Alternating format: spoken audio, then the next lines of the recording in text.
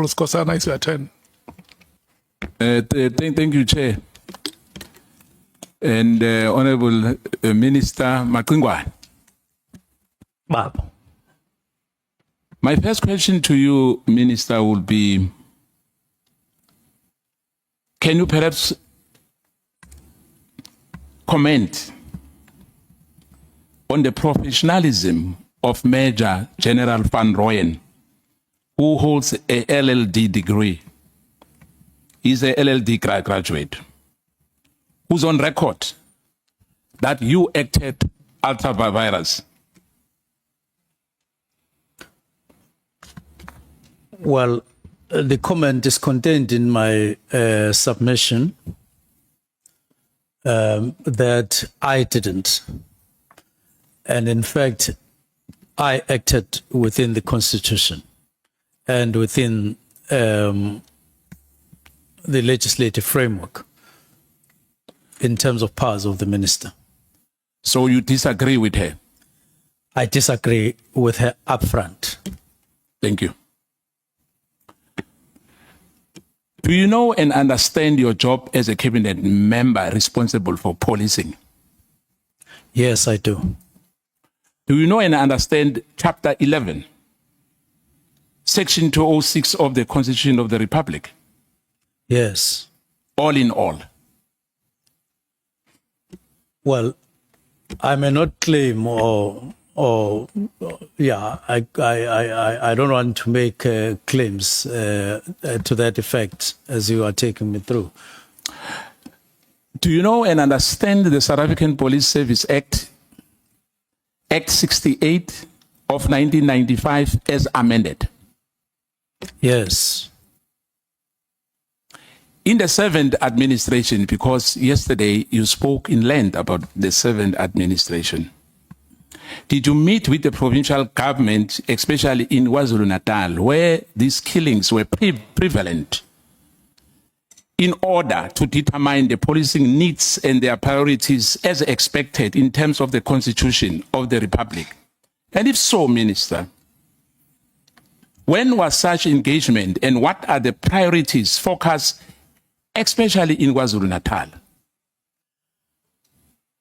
On the date on which I wrote the letter, the 31st, I had not met provincial government of KwaZulu-Natal, nor had I met any other province. But I knew that at some point I would meet with them to talk about this. So you never met them? You say I never? Yeah, you never met them. We had not met.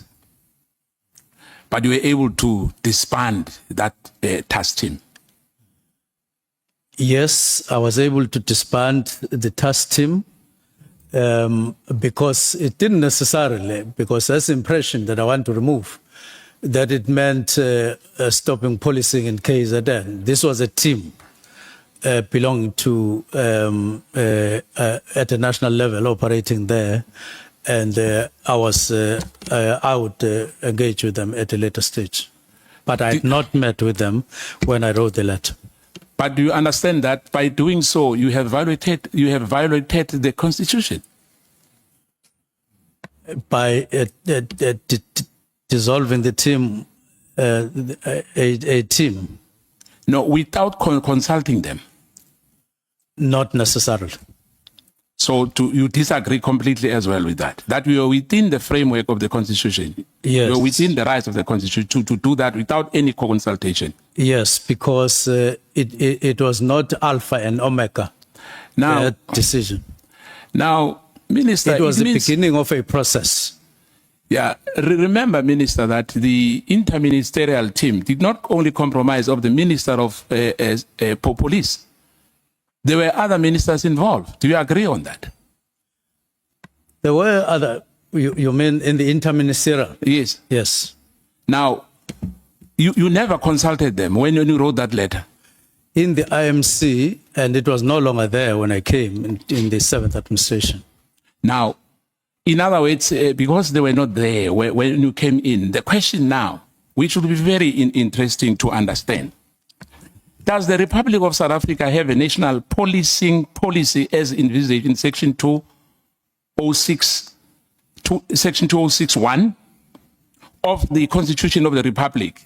And if so, was this development under this GNU government, or was it developed by the previous government?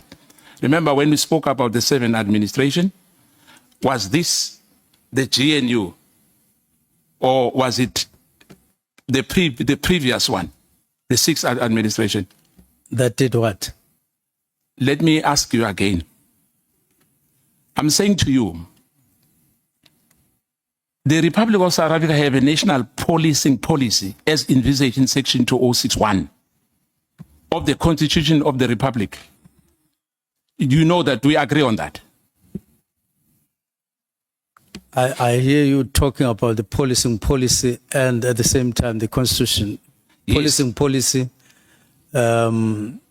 is the one that we developed after I got appointed and finalized. Let me make things Based simple for you. Based on the powers of the minister as indicated in the Constitution. Yes. Policing policy is the one that we developed after I got appointed and finalized. Let me make things Based simple for you. Based on the powers of the minister as indicated in the Constitution.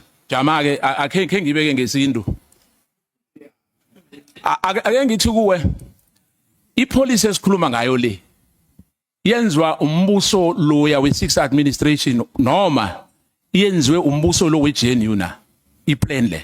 You mean the policing policy, the new one that we have adopted? Is that your question?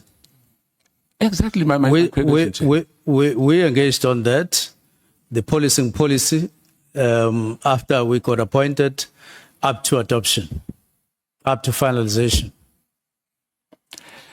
Minister, since you arrived at the office as a Minister of Police, did you receive any handover briefing or a report from General Cele? Yes, I did. If so, can we get a copy of that? Pardon? Can we get a copy of that? Yes, you can get a copy thereof.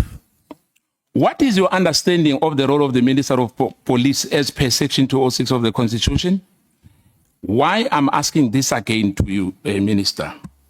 Does this role include getting involved in development of organizational structures and the establishment of units and teams within SAPS? Because yesterday you spoke about a lot of, the issue of the organogram. Are you allowed to do that, Minister? Yes. That is part of the policing policy. That is part of the directives. Let me just say that's part of the exercise of the powers of the minister in terms of the Constitution. So the National Commissioner has nothing to do with that. It's your prerogative. No, he does in terms of the Constitution, as clearly indicated. Does this information note, Minister, which makes recommendations about the review of detective services, constitute a work study document as per organizational development standard? Can you come again with the question? Remember, I said you were very passionate about the organogram. Yes. Now here's my question. Does this informative note, which makes recommendations about the review of detective service, constitute a work study document as per organizational development standard? Well, the information note would point to that work study that I spoke about of 2019 and the document of implementation in 2024. So that is what the information note would point to, pointing to the work study, not the note itself, but the work study itself. If I may ask you, Minister, will the head of the organizational development, Major General Nzima, confirm what we are telling us yet? Yes, he would confirm because he signed in some of these documents as processes were initiated and finalized. When you say some you might not have signed them. Well, I wouldn't know any other, but those that concerned the organizational structure, the development of the work study up to signing, he was and going on to implementation stage, he was involved as per signatures that are on documents. In your submission, Minister, you spoke about a Kivis Kruon. Am I right? Yes. Can you confirm who convened that meeting on the 24th of November 2024 at Kivis Kruon? And my question is, what was the agenda of that meeting? Meeting was convened by myself and the president, were the deputy ministers, national commissioner, deputy commissioner, deputy national commissioners, and provincial commissioners. I don't have the agenda of hand here, but the purpose for that meeting, among other things, was to discuss issues that I felt were of deep concern to me, namely murder rate, to proliferation of firearms, and then the drugs all over the country, and concerns around GPV and NF. And those are the matters that are outlined to leadership of police on that day. So that was the agenda. I suppose, even though I don't have the copy with me, but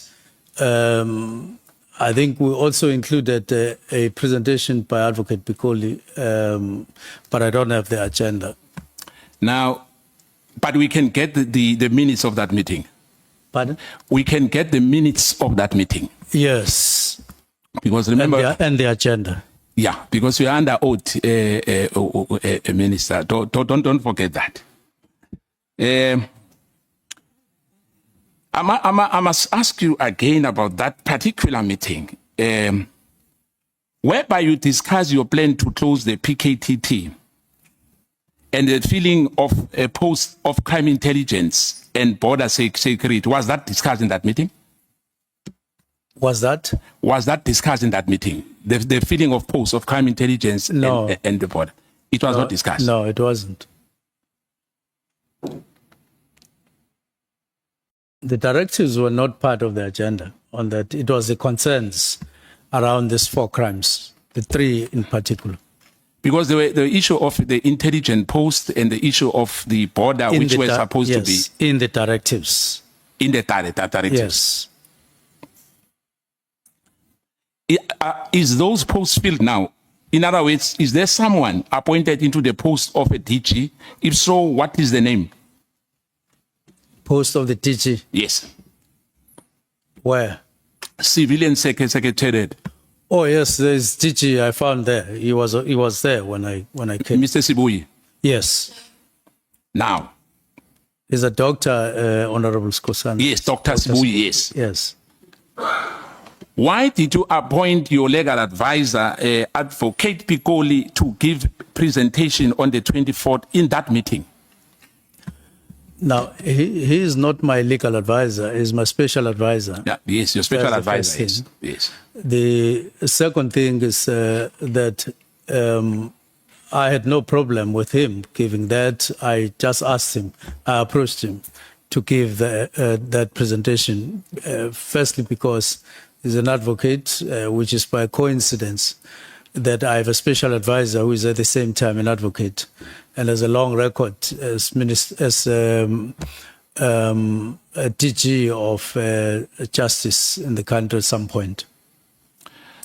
Did you discuss that with Dr. Sibui in these 3 matters of border, security, crime intelligence, and PKTT before signing that disestablishment letter? No, I didn't discuss with Dr. Sibui my directives, but we had meetings where he was present when we were discussing the matters, including border management.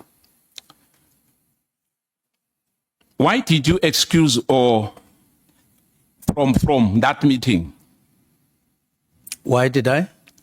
Being excused. Or let me put it this way. Were you chased away out of that meeting? Myself? Yes. No. I was chased in. I was inside. All the Lieutenant General from head office and divisional commissioners attended that meeting, am I right?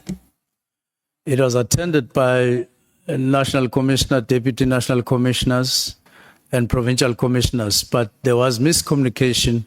They had included divisional commissioners, and I said, no, it was not our intention to include them. Was it not because of the attendance of Lieutenant General Kumalo?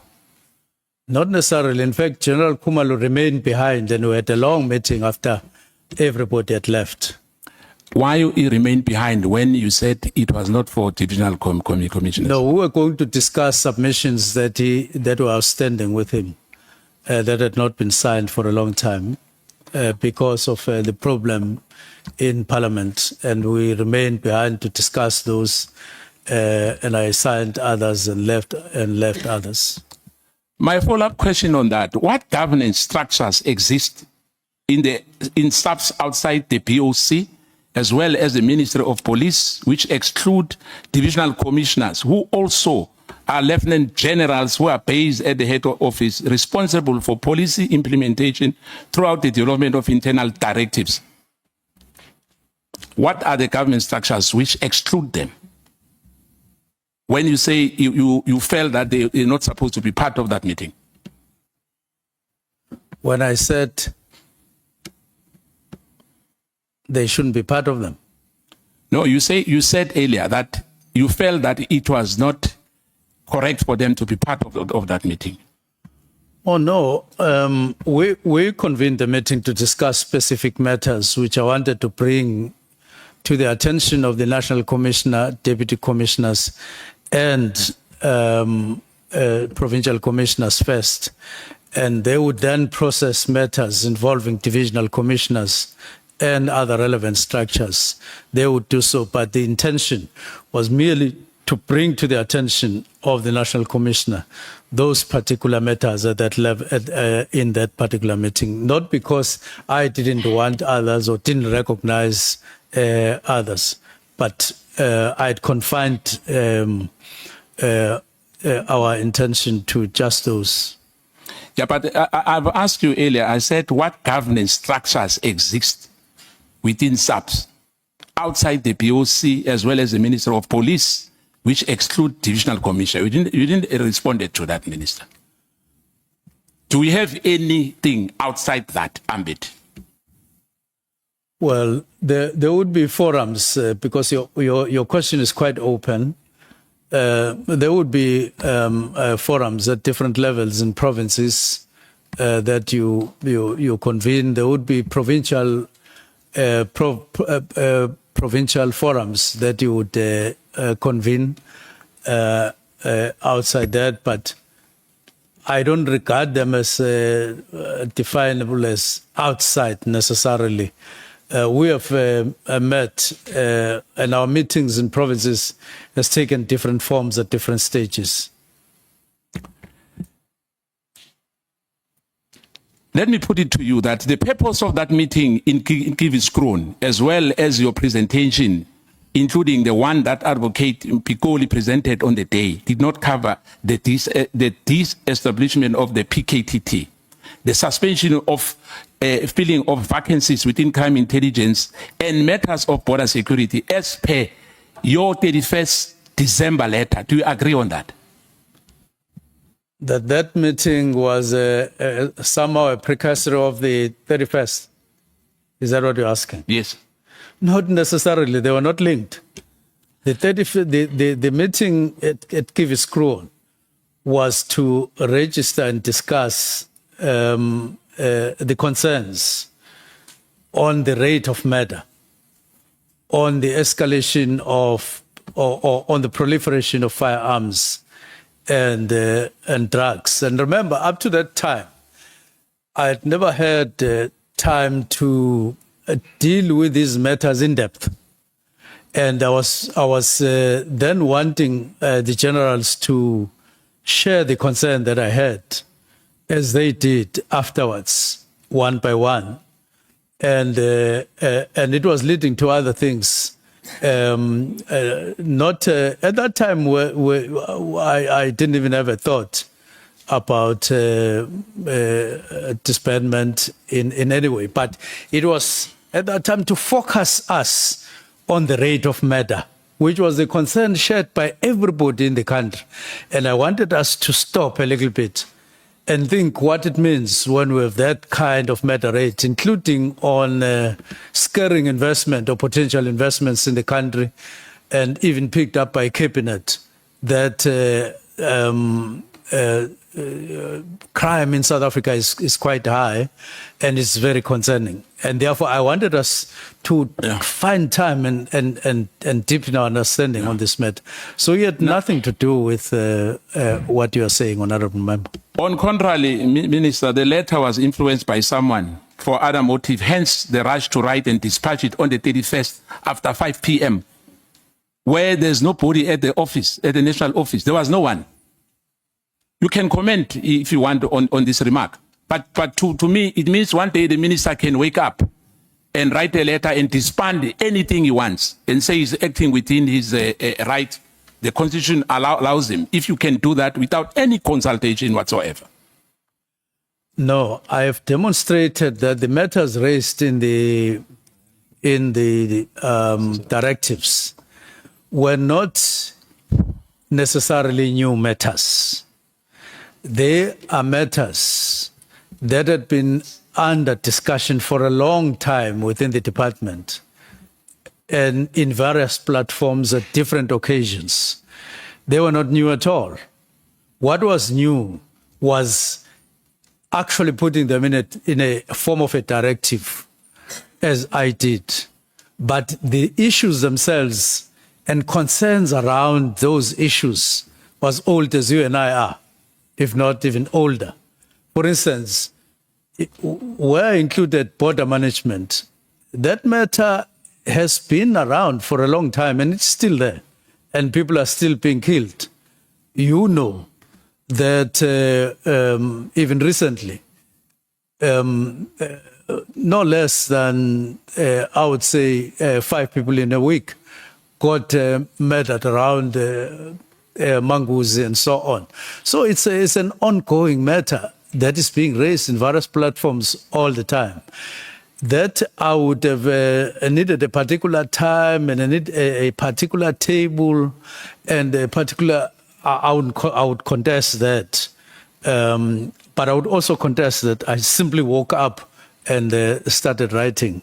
I had been processing these matters in my own head to say, how best can we handle this matter, and so on. So it was just the culmination of a particular process I had engaged on myself, as opposed to just waking up and writing. But I deny very strongly that there's any link between the meeting of the 24th and that one and the letter of the 31st. But do you agree that PKTT was a successful Tartar's team? Yes. And why not replicate it, to get involved in the issues, if it's you, in terms of taxi killings and murders, which are happening in this country, particularly where we are in Cape Town, in the KK flats, the numbers are scary. That's okay.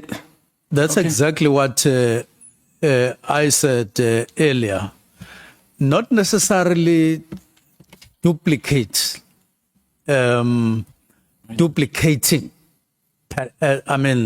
literally. But what I agree on and I see rationality on is the result of the work study in 2019, where you say structure subs along these lines after a work study. Remember, the PKTT arose not from a work study, it arose from an intervention by the president. And it was then, discussed. But it worked as one of the factors contributing. But to say you could, you don't have resources to duplicate that. You don't have resources unless you do away with, for instance, the 2 units, the organized crime unit. You do away with the other unit, that is violent crimes, the unit on violent crimes. You will need to do away with that. And then you have a team, which I wouldn't think that you would keep permanent. So you rather look at the model and you duplicate the model, not the actual structure, because the structures are there. And you need to look at sustainability. Yes, Minister. You look at budgets and so on. Yeah, let me ask for us to move because of time. I will have added on that to say you can as well reduce the issue of VIP protection. I would have said that if I was a minister, to say I will have reduced and get a little bit of money from the VIP protection. But that's a debate for another Why day. not? You together with me are members of the portfolio committee, and we can talk about that and see if it's feasibility. Yeah, it's possible, Minister. But let's continue, Minister. The issue of when I said to you, Section 11 and Section 12 of SAPS Act 68 of 1995. This above section gives powers to both the National Commissioner and Provisional Commissioners, including to organize or reorganize the service at national level into various components and units or groups. Do you agree on that? Not you. The National Commissioner and the Provincial Commissioner. Do you agree on that? Yes or no? No, don't say yes or no. Say I must respond. And then No, I don't want to respond. I want an answer this time, because when you respond, Minister, we are not going to end it today. But you can respond. Let me listen to you. No, you are giving me a multi-choice where I have my own view. And my own view is that, yes, those powers, but within policy of the minister and all of that. That is the only addition that I want to make. But do you agree? Yes or no? But do you agree that what I've mentioned to you is the competent of the National Commissioner and the Provincial Commissioner? Subject to you. To powers of the minister on policing policy. Because that's how the Constitution is written. I don't want us to write another. No, we'll get to that, Minister. Okay. Now that you have listened to Nkabinde and General Mkhwanazi illegal obtained voice recording, which we have spoken about here, did Mkhwanazi threaten you? Did he threaten me? Yes. Now, I felt that he was threatening me if the conversation between him and Mr. Nkabinde is true, as he related to me at the time when it was happening. Firstly, saying that he is angry. So, and then secondly, if the minister is clean, it suggested a lot of other things. If the minister is clean, and so on. So I felt that he was actually issuing threats. And it was undue, because the letter was not written to him in the first place. It was written to the National Commission. So I felt it was threatening. Whether I got threatened or not threatened is a different matter. But I felt that they were threatening. Minister, we earlier discussed the issue of the recording, that what we listened yesterday, we found nothing threatening you. And what we are saying now is exactly what General Sibia said when my colleague asked him, Uguti, uyiphasile or uyifailile? And you know what happened when there was that conversation? Yeah, General Sibia said that yebo angiphasanga kodwa. So we are doing the same thing. My question is simple to you. Let me put it again to you. When we listen to the recording, there's no way General Mkhwanazi has threatened you. Do you agree or you are changing? Because you responded earlier. I'm asking this question deliberately to say, on record again, don't contradict yourself on this question. The question is simple. That when he spoke to, because we listened to that, there was no threat. Unless we are changing, we say there was a threat there because you say he was angry. The threat was not in the audio that we listened to. There was only a reference, but the threat was in their conversation on the 2nd. That's where the threat was, and I thought it had been recorded, and I found that it was not part of what was recorded because it happened before the recording. No, but Minister, it was not in this record. No, but Minister, you are misleading us again. You know, same as the issue where the bodyguards was shot, then you said the other guy. I'm talking about your submission.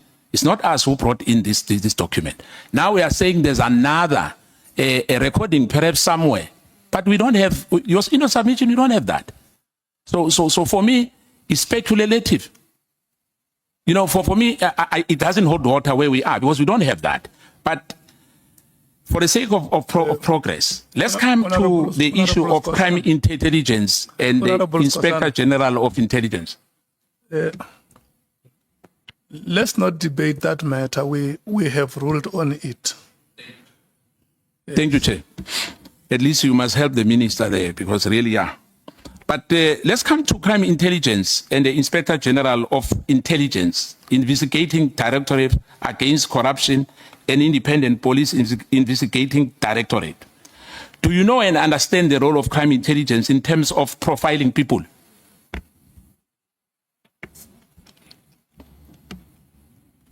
Yes. Do you know and understand the role of Inspector General of Intelligence, IGI? Yes. Do you know and understand the purpose and functions of IDEC? Yes. Are you aware that General Mkhwanazi spoke here about the rogue? Some of the people at IDEC are rogue. Do you agree or you disagree with that? Well, I don't know anything about that, but I heard him. What I'm saying, it was for the first time. You were hearing it for the first time here. That there are people who are rogue, there are people who are not. Who are harassing, yes, who are harassing people, Yes. who are arresting, who are like you, they say they'll arrest you as well, yes. I was hearing that for the first time. I had not heard it before. So there's no any correspondent to your office, to the Chief of Staff or to the National Commissioner, which was discussed about the issues of IDEC? Not that I can recall. At all? Not that I can recall. Thank you. Do you know and understand the role and the purpose of IPAD? Yes. Who do they report to? IPAD. IDAC report to NPA, to the Director of Public Prosecutions National. Yeah. If so, why didn't you refer Patricia Mashale matter to crime intelligence instead of IGI? The Patricia matter, which he wrote a letter. We have your submission here. Yes. On various occasions, when Patricia would write whatever she writes on whatever platform, she included intelligence most of the time. This about intelligence, that about intelligence. And I thought it fit that I should ask the person who is Inspector General on Intelligence to look into the matter. But earlier, Minister, you said when I asked you that, do you understand the role of crime intelligence? You said yes. And I asked you about the role of the Inspector General. You say yes. Yes. But you took the matter of Patricia to a wrong agent. Not Patricia Delil, Honorable Member. I mean, Patricia Mashale. Please correct it. Not really. And apologize to... Not really, Honorable Honorable Member. Skosana, may you please apologize to... Yeah, no, I apologize for mentioning Patricia Delil. Is Patricia Mashale? No, not really, Honorable Member. On a serious note, Skosana, I saw nothing wrong in saying to the Inspector General of Intelligence, can you look at this person because she often writes on matters of intelligence. I just want to know who she is because I'd never come across her and so on. I needed to know. And he didn't say it doesn't fall within my scope or whatever. He did what I requested him to do. Yeah, but as I said, it doesn't matter, Minister, even if he has done that. But it was referred to a wrong person. And Patricia Mashile is not an expert of intelligence. Do you agree on that? No. I didn't want the IGI to write on her expertise. I just wanted to know, who is this person? Now, is it true that Sisoka took that case docket of iPad to IDEC? Are you aware of that? Have you ever heard about that? That what happened? Yes, that Sisoka took the case dockets from iPad to IDEC. Are you aware of that case? Patricia Mashale. No, Sisoka. I'm talking about Sisoka now. Soccer matters? Yes. Well, I'm not aware. You're not aware? Yeah, I've never come across anything that I read that pertains to that from her. Let's come to your chief of staff. How long do you know Mr. Nkabinde? I know him from... Just a moment. Are you in the same frequency? No, I am. I'm done. I'm done with that because if he doesn't answer. You say Sisoka. Yes, I said Sisoka, yes. And then he says soccer matters. No, I didn't say soccer matters. I heard it. Chief of staff, as I ask you about your chief of staff, how long do you know Mr. Nkabinde? I know him from 2017. Is he a member of the African National Congress? Well, I don't know. Are you sure that you don't know about that? I'm sure. I don't know. Just like I'm not sure whether you're a member of MKP yourself. Oh, okay. So I should not be sure that you're a member of the ANC yourself? Yes, because I haven't shown you my card. No, I can show you my card as well. Then I will know. Okay. Yes. Now, is it true that you first met Nkabinde? Because my colleague asked about this thing. And I think it was the issue of Robert McBride. Is it true that the first time you met him,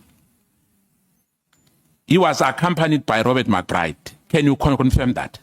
Yes, I confirm that. I don't know who was accompanying who, but it was two of them that came to my home after I had written a letter to IPIT at National. What was the purpose of the visit? It was to discuss my complaint. At your house? At your house? Yes, at Mbangil.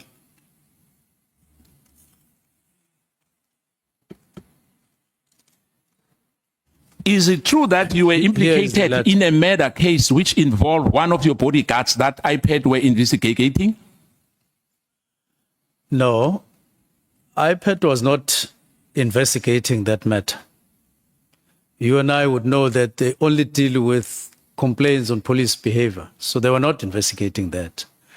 I had written this letter complaining to them about an investigation that I had picked up were being conducted by the Hawks on a case that had been dealt with over some time and got closed when the provincial director of public prosecution had applied their mind on. Okay. So then I heard that there's an investigation on the same matter taking a different form, I got worried because it would get you worried the way it was put. And therefore, I wrote this letter to say, let's be transparent. Let them be transparent. If there's anything, let them put it here, not the way it was happening. Then I wrote the letter. Then they came to address the letter. That is how we met. So was that appropriate for them to come to your house, Robert McBride and him? Was that appropriate to discuss that matter with you at your house? Well, in what context are you saying? Was it appropriate? No. I can't answer for you, Minister. I'm just asking, was it appropriate for you to have that matter discussed with you at your house if you were concerned? Because we have institutions when we are not happy, like every citizen, because we are all equal before the law. That if there's a matter that I can really do like what you did. I wrote this letter. They responded and they said, we will meet at your house on such a day, such a time. Okay. And it happened. Is it a common practice, Minister, or the job description of the Chief of Staff to get involved in making inputs on departmental matters? Chair. Now, Sorry. I think he's asking a very important question, which I will want to just get a clarity of the minister. Is it a practice that when people have returned to IPIT take cars and goes to people's houses that have complained to the IPIT? Is that a practice? I'm hearing you say they said they are coming to your house and all of that. In line with what he said, we're all equal before the law. Is it a practice that when you complain to IPIT, they drive to your house to come and ask you about your complaint, or they invite you to the offices to come and take the matters forward, as it were, Minister? I would say as a response, they are the ones who are best placed to answer that question, because I might respond in a particular way and be wrong and say it is not their practice, only to find that they have examples where they would have done that. Or I would say it's not the practice, it was only an exception with me. And they would say, no, but we have done the same. So I would want to play it safe and say we rather direct the question to them in terms of their own practice. So it's correct to say the Minister of Police doesn't know how IPIT operates? On this particular issue, I haven't looked at their matter, but not to say the minister doesn't know how IPIT operates. Minister, you are sitting there. People want to know. We are talking to a minister. Part of your responsibility when you are sitting there is to educate society. We are asking about the practice of IPIT. Take the opportunity as a minister of police to educate people about how IPIT operate. You can't say it becomes subjective all of a sudden because somehow you're involved. I'm asking about general practice so we can be able to distinguish between what happened to you and what happens to the rest of us. Now, I am saying in response, the best people to answer that question is them. Now, this particular specific matter, because I haven't checked it with them. Thank you so much. We can allocate extra time later if you still want to pursue the matter.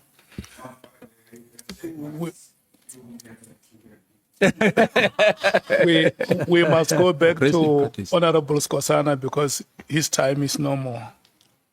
No, not yet. I'm watching the time. I'm watching the time. I know I'm not a timekeeper, but I'm watching.